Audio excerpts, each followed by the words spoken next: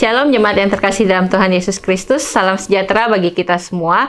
Bersyukur kita hari ini boleh berkumpul di dalam renungan harian yang disediakan oleh Gereja Kristus Ketapang. Mari sebelum kita memulai, kita berdoa terlebih dahulu. Tuhan Allah Bapa kami bersyukur untuk kasih setia Tuhan bagi kami. Kami bersyukur untuk kasih setia Tuhan yang tidak pernah habis-habisnya, sehingga kami hari ini boleh kembali datang untuk merenungkan firman Tuhan. Tolonglah kami ya Tuhan, sehingga kami boleh merenungkan firman Tuhan ini dengan hati yang terbuka dan hati yang mau diarahkan. Di dalam nama Yesus Kristus kami berdoa. Amin.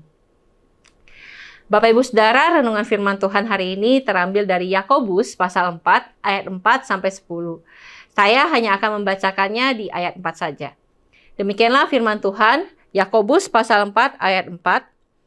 Hai kamu orang-orang yang tidak setia, tidakkah kamu tahu bahwa persahabatan dengan dunia adalah permusuhan dengan Allah?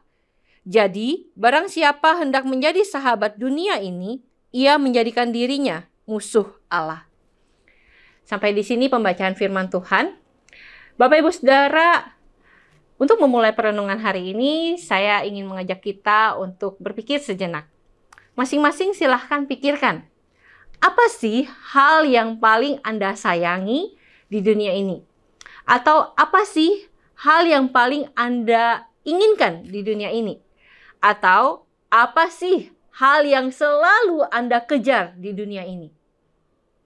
Sudah terpikirkan? Harusnya langsung pop up ya, karena sesuatu yang sangat kita inginkan. Nah, pertanyaan berikutnya Bapak Ibu Saudara, bagaimana kalau apa yang sangat Anda atau kita inginkan ini, apa yang paling kita suka, apa yang kita kejar, itu tidak kita dapatkan? Bagaimana perasaan kita? Kita mungkin akan kecewa. Mungkin kita akan menyesal. Dan mungkin kita bahkan iri atau marah kepada orang lain yang memilikinya. Bapak Ibu Saudara, sebagai seorang manusia yang telah jatuh dalam dosa, kita tetap memiliki hati dan memiliki keinginan dalam diri. Dan seringkali apa yang menjadi keinginan hati kita itu cenderung membawa kita kepada pemuasan diri sendiri dan juga kepada dosa.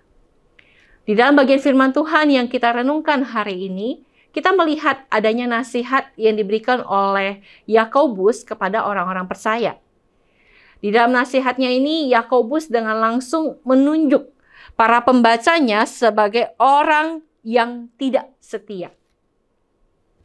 Bapak Ibu Saudara, kata tidak setia yang diucapkan oleh Yakobus di sini seakan menunjuk pada satu bentuk perselingkuhan yang dilakukan oleh seseorang kepada pasangannya. Ketidaksetiaan apa yang mereka lakukan sampai Yakobus menyebut mereka tidak setia? Kalau kita baca dari ayat 1 sampai ayat 3, maka kita akan melihat ketidaksetiaan yang dimaksud ini adalah hati mereka memiliki hasrat, kesenangan, kecintaan kepada sesuatu yang begitu besar dengan apa yang ada di dunia ini. Sehingga menggeser Tuhan dengan hal-hal tersebut. Menggeser Tuhan dari posisi yang seharusnya dalam hidup manusia. Maka dari itu Yakobus mengatakan bahwa orang-orang yang demikian adalah orang-orang yang tidak setia. Mereka mencintai dunia, mereka berselingkuh dari Tuhan dan memusuhi Tuhan. Bapak Ibu Saudara, sebagai orang-orang yang sudah diselamatkan di dalam Yesus Kristus, hati kita tetap punya hasrat. Kita tetap punya keinginan. Selama kita hidup di dunia, kita akan tetap punya impian, punya hal-hal yang ingin kita kejar. Baik dalam pelayanan, jenjang karir, studi, kehidupan keluarga, dan banyak hal lain yang bisa kita cari di dunia. Namun kiranya kita tidak sampai menaruh hal-hal itu lebih besar daripada Tuhan kita. Kiranya kita boleh berjaga-jaga. Kita peka dan sadar untuk tidak menggeser posisi Tuhan dengan hal-hal yang demikian di dunia. Kiranya kita tidak mengejar semua itu dengan menghalalkan segala cara. Dan lupa akan keberadaan Tuhan yang melihat kita, yang menjaga kita, yang ada dalam hidup kita. Melainkan kita taruh semua keinginan, impian, dan cita-cita kita kepada Tuhan. Kita mohon pertolongannya untuk kita bisa meraih itu semua sesuai dengan kehendak Tuhan.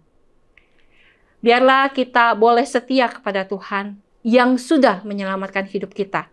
Kita setia kepada Dia dan berserah padanya. Kiranya Tuhan menolong kita. Mari kita berdoa. Tuhan, kami mengucap syukur. Kami mengucap syukur untuk segala hal yang Tuhan berikan dalam hidup kami. Kami memiliki mimpi, kami memiliki cita-cita, memiliki banyak keinginan. Tapi biarlah Tuhan kuduskan setiap apa yang menjadi keinginan hati kami. Sehingga semua keinginan itu kami boleh bawa untuk memuliakan Tuhan. Bukan untuk memuaskan hati kami. Bukan memuaskan diri kami ya Tuhan. Tuhan tolonglah setiap kami. Di dalam kehidupan kami, di dalam rencana Tuhan atas hidup kami.